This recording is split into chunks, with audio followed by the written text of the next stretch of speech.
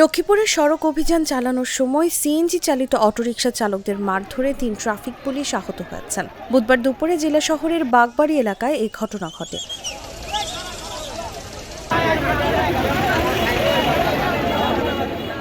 প্রত্যক্ষদর্শীরা জানায়, সড়কে ফিটনেস ও লাইসেন্সবিহীন যানবাহনের বিরুদ্ধে সকাল থেকে অভিযানে নামে ট্রাফিক পুলিশ। এ সময় শহরের বাগবাড়ি এলাকায় মেঘনা সড়কে কাগজপত্র না থাকায় কয়েকটি অটোরিকশা জব্দ করা হয়।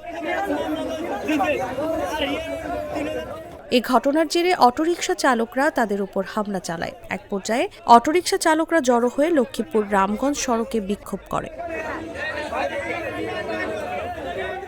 সিএনজি চালকদের দাবি, মাসোহারা দিয়ে রাস্তায় গাড়ি চালাতে হচ্ছে। অভিযানের নামে গাড়ি আটকে টাকা আদায় করে ট্রাফিক পুলিশ। কোনো কারণ ছাড়াই কয়েকটি গাড়ি আটক করে মামলা দেওয়ায় মারধরের ঘটনা ঘটে।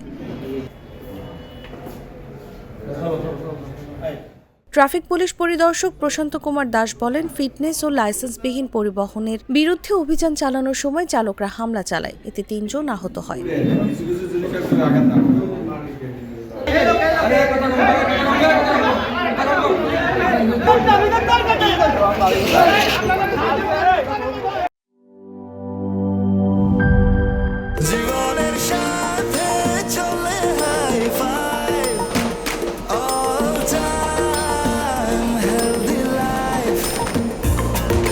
জার্নিতে স্বাস্থ্যকর all time family cake, all time healthy life.